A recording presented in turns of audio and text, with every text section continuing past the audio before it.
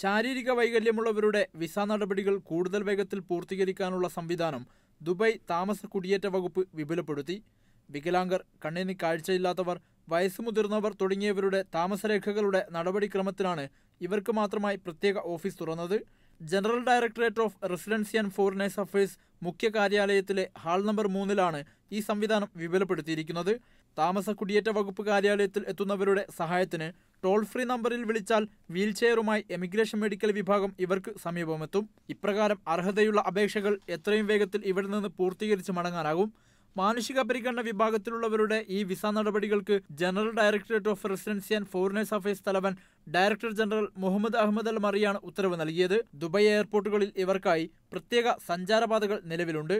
Passport checking പവലിയന് പുറമെ middle ഈസ്റ്റിലെ എയർപോർട്ടുകളിൽ ആദ്യമായി ഇവർക്കുള്ള ഇ-ഗേറ്റുകളും സ്മാർട്ട് ഗേറ്റുകളും ആരംഭിച്ചതും ദുബായ് എമിഗ്രേഷനാണ്.